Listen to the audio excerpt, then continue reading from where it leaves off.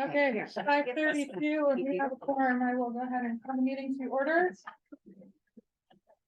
Where we take the roll call, please. Absolutely. Alrighty, so we have Sarah Thompson, Here. Mike Baker, Here. Michaela Hammerson, Here. Janice Baker, Here. Tom Trotter, Absent. Lonnie Rainbow, absent, and Doug Mendenhall. Here. All right, perfect. Hey, Mike, can we read us the pledge, please? Pledge allegiance to the flag of the United States of America and to the republic for which it stands, one nation, under God, indivisible, with liberty and justice for all. Okay, fine. Absolutely. Yeah. All right, moving on to consent agenda, items 4.1 and 4.2, the November 13th regular meeting minutes and the preventative maintenance report. Has everybody had a chance to review? Yep.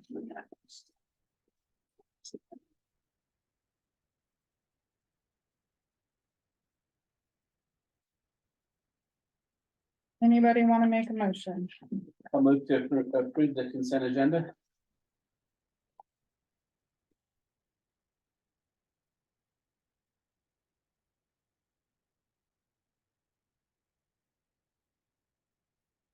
Anybody want a second? Oh, second. I'm looking for somebody else over here. Okay, Mike, moved, Janice second to approve the consent agenda. Is there any discussion? All those in favor say aye. Aye. Aye. Aye. Any opposed? Motion passes. On to the financial report, Sherry. Let's see, so right now we should be using 42% of the budget. And our general fund income is at 44%, so we're in line with the budget. Payroll overall is at 31% as the overall bucket. And materials and services is at 34.67.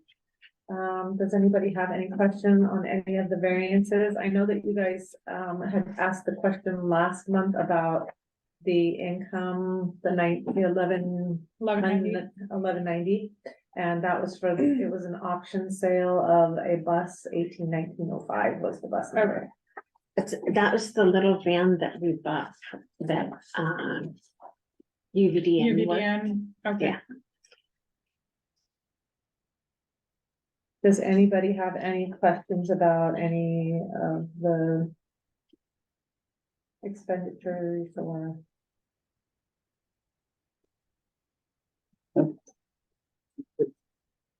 Our licenses and fees are exceptionally higher just because of all of the new vehicles that came in and we had to register them with the DMV and the use tax and all of that, so.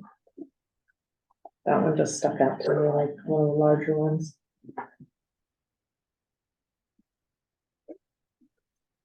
I'll move to accept the financial report. Okay. Okay, we have a motion and a second, motion by Mike and a second by Janice to approve the financial report. Any questions or discussion? All in favor, say aye. Aye. Aye. Any opposed? Okay, motion passes. Public comment for on agenda items. Oh, we let Jennifer in. Jim. Look at it. Okay, moving on to old business, 7.1, update on resolution 2304 regarding the line of credit. Okay, so I have been working with Umpqua Bank providing information. They have questions about last year's budget and wanted to see the percentage of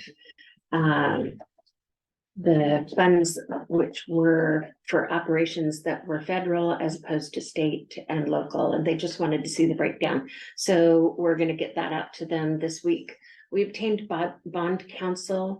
Her name is Courtney Dawes. And I met with her last week, and very intelligent and just seems to be right on the money. And she is our representative in this process.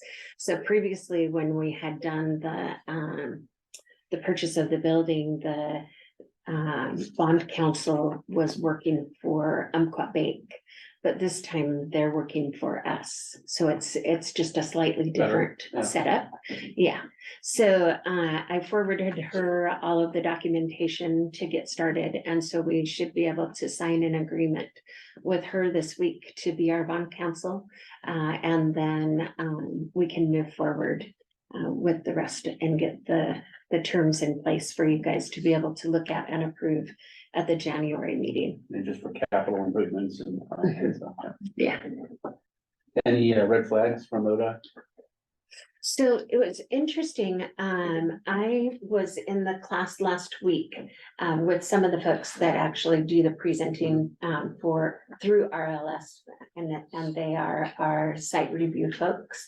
And when they were talking about red flags and finances, it's the folks that are continuously borrowing. They're using it for operations and, various other things.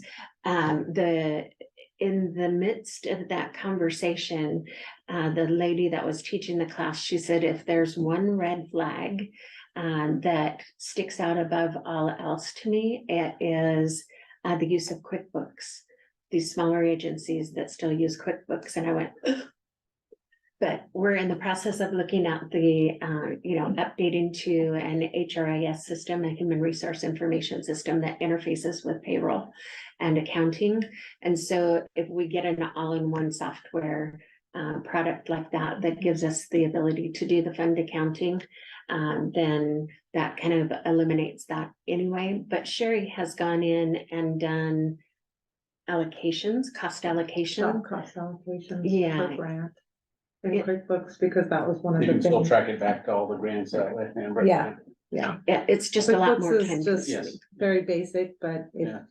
I did find the workaround so that the auditors could easily pull all of the expenses for a certain grant, but just by running a report, and that's just by adding job codes. It's extra work, but Mhm. it's done. So if you just do it when you're entering everything, then, there's not an issue with it.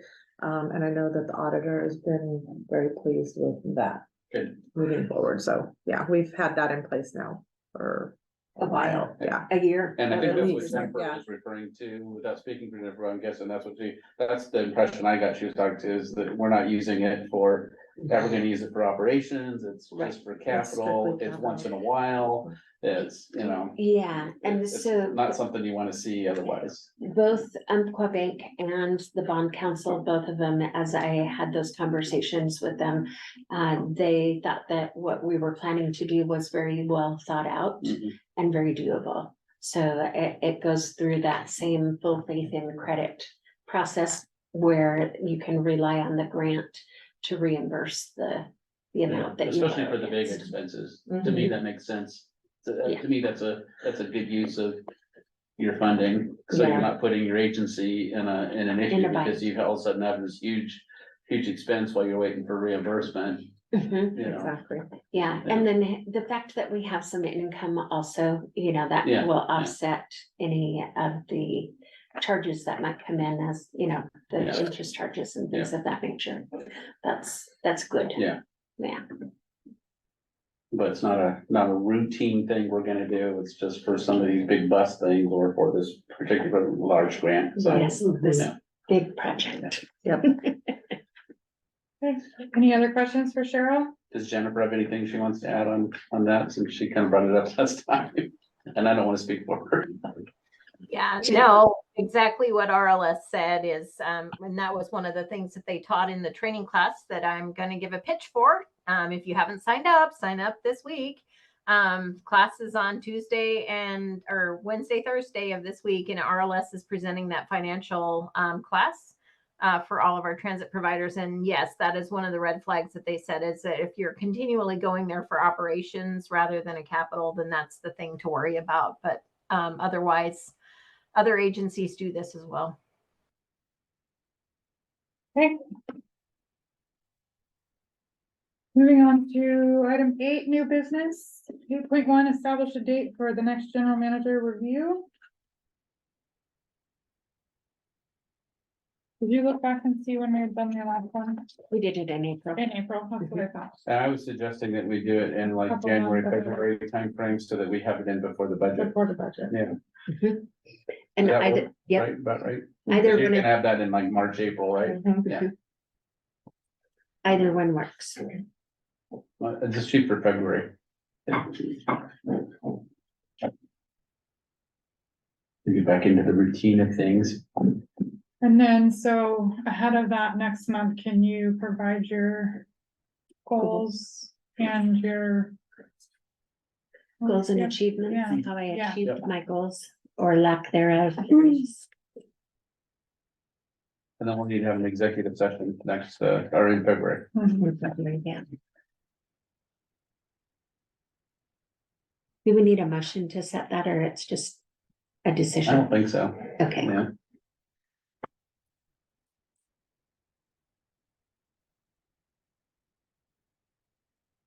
So we'll just have the date next February. In February, yeah. Would you think before the February board meeting or after? It's at the February board meeting. February. It'll be an Executive executive session. Okay, well, awesome. And then when you put that on the agenda, there would be like a little letter, Uh-huh.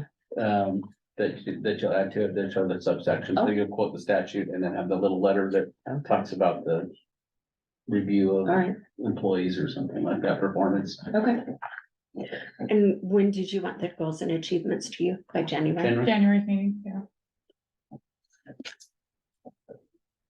Guess I better get busy. Mhm. Doug or Michaela, do you guys have any questions about that process? This will be your first. Not really.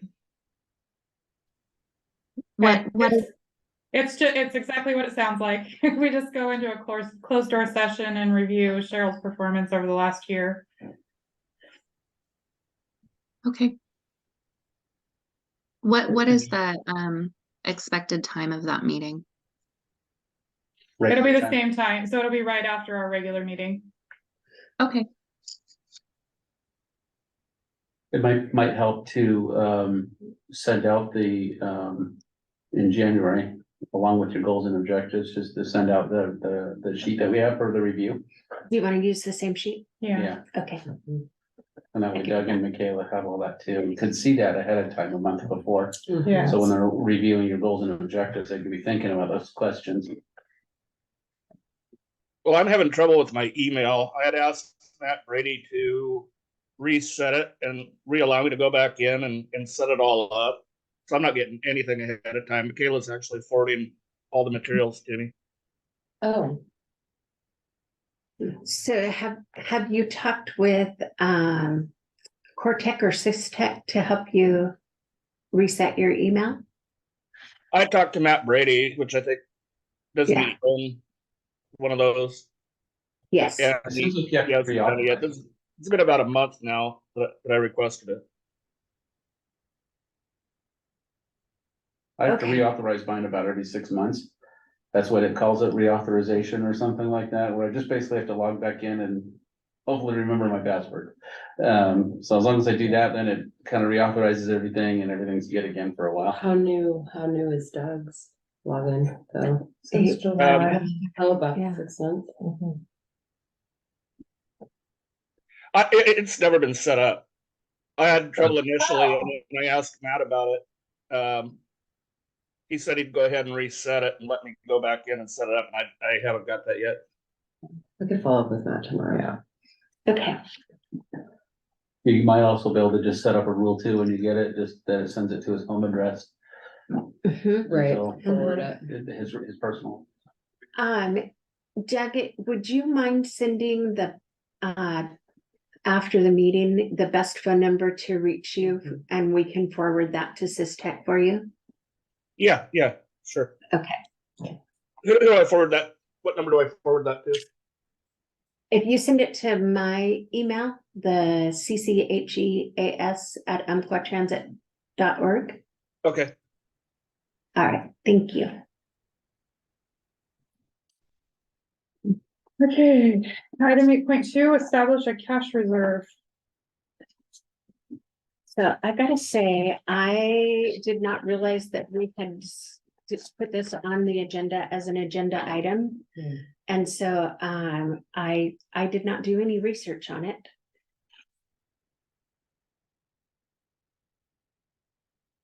Do we want to table it till next meeting? All right, what would you like to see on this? I mean, Well, I think just a minute, we talked to like a minimum amount that we would hold back Like a during like the contingency? budgeting process. I okay, think is what we were talking about. It's usually what's done, okay, kind of, what do they call it, unallocated. unallocated funds. Our unallocated funds were less this time around Yeah. than they have been previously. That's because we spent money. Yeah, but usually I know those are kind of, there's a certain minimum amount that's held in reserve and just to make sure you're making payroll and different things. Yeah, As a date before the, for that line. okay, we're gonna table this for next time. Yeah, item 8.3, discuss budget timeline for January 24 budget meeting. So we actually provided you two versions of the timeline here. One is the one that would go out with the budget committee packet, which just gives the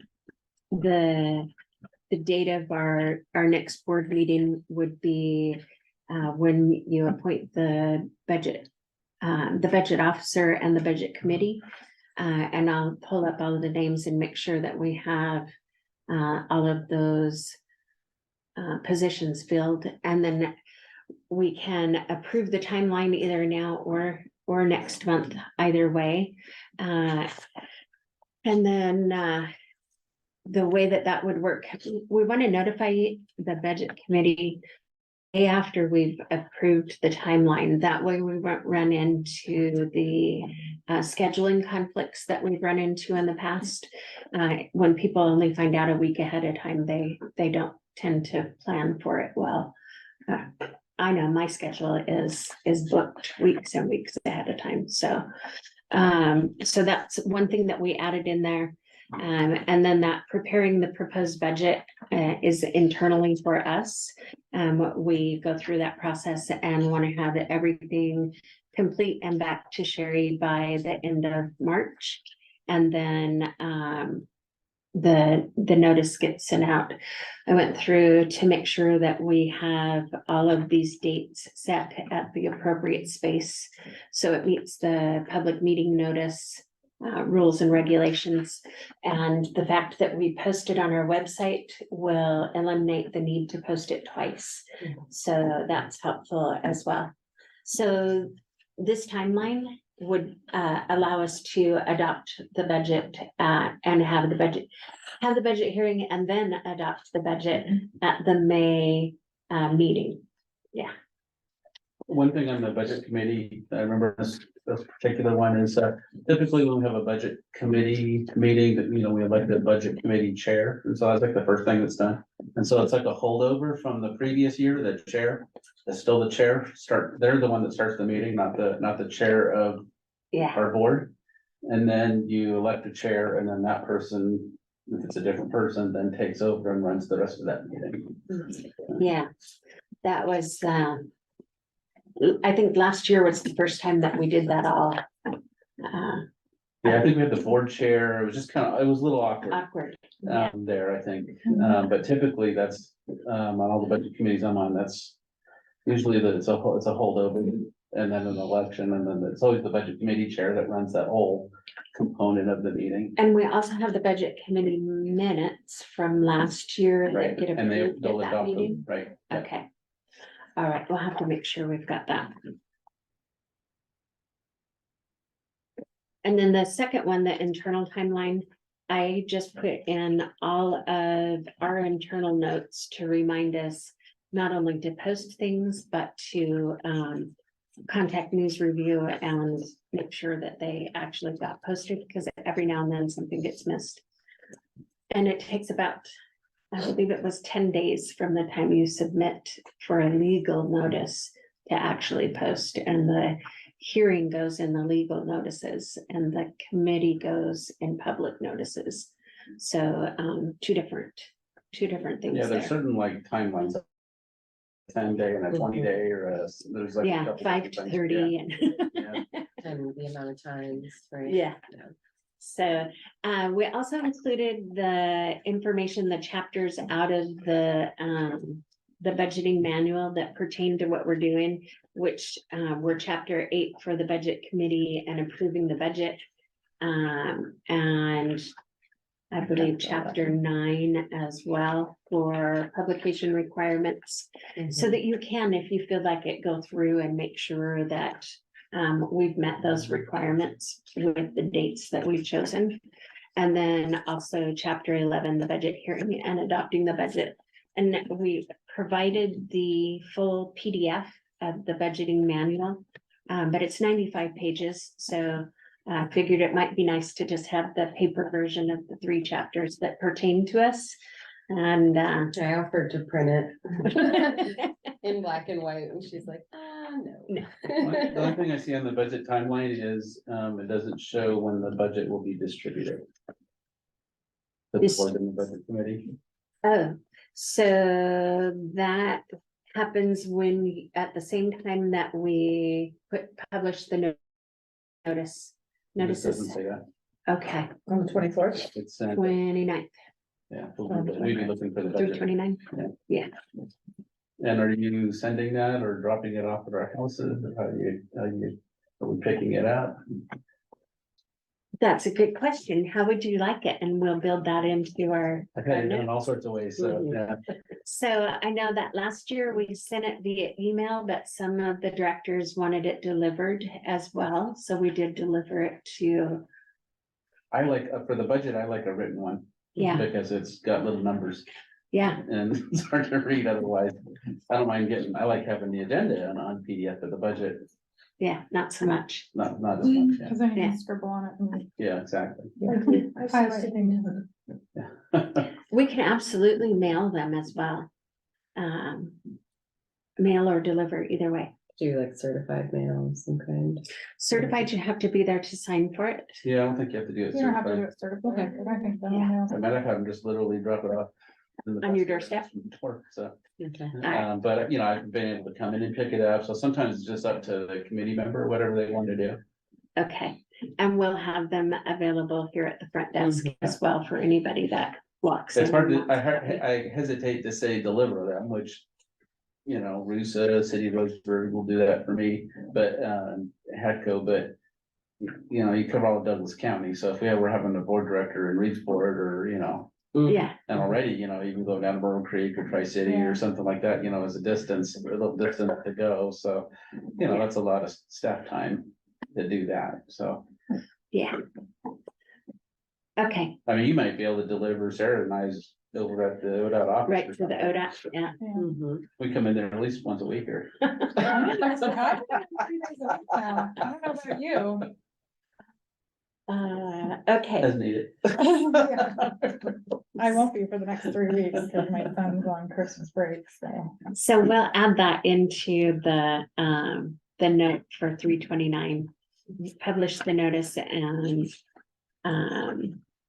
put it out for delivery, Or pick up. pick up and delivery. Yeah, we can Mhm. give the option. We're like, the pizza parlor. Yeah. You wanna pick that up at the curb, you want it delivered to your house. Yeah, and of course you have all the committee members too, so you actually could have some committee members from Reedsport or Elkton or somewhere else, so. Yeah, I think we might have one from Glide and one from Myrtle Creek. Yeah. All right. We'll add that. Okay, item 8.4, goals for the agency for 2024.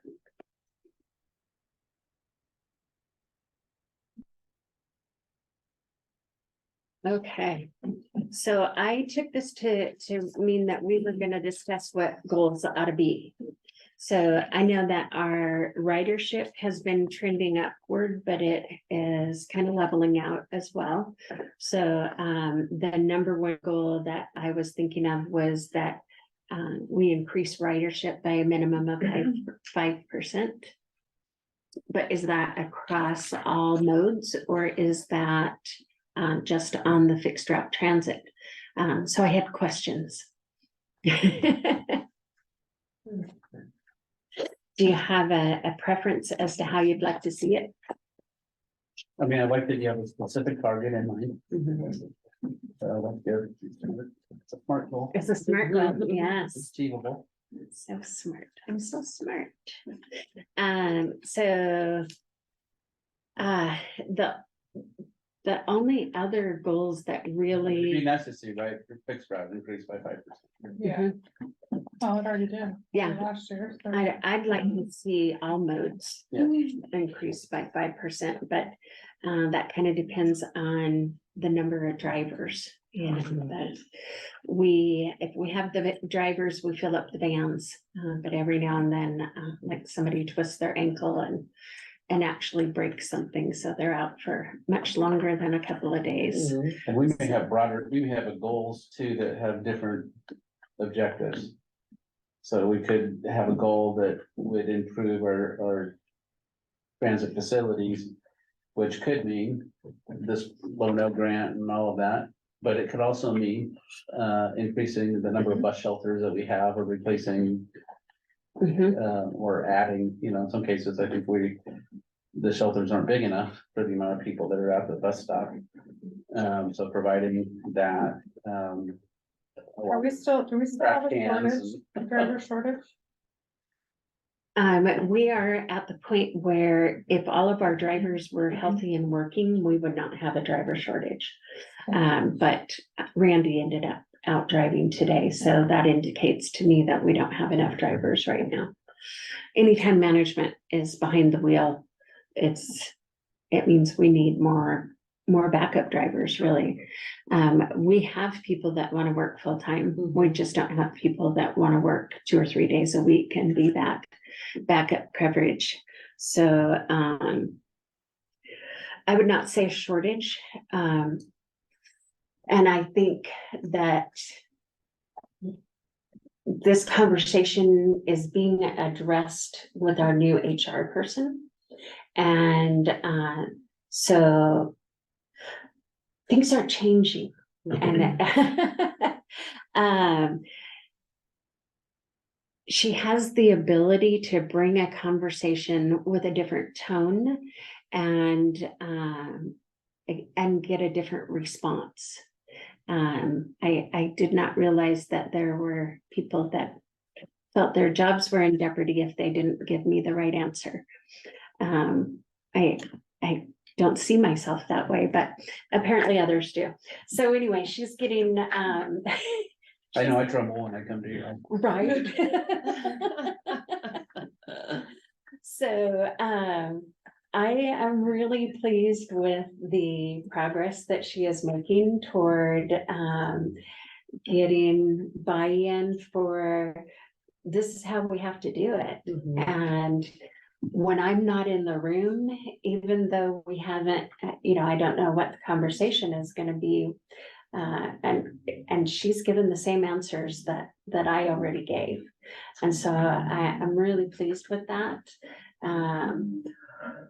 And we'll see. I think that she sees my vision and she understands my my frustration. I like I said, I personally think that if we have management driving, we need more drivers. So she's in the process of getting that buy-in to make that happen. And I don't have to be a part of that process anymore. So that's really a weird sensation for me. But it's going to be okay. You have to give it to somebody else and just trust them. No, I have no fear on this one. I think she's going to be great. Baby's grown up. Yeah.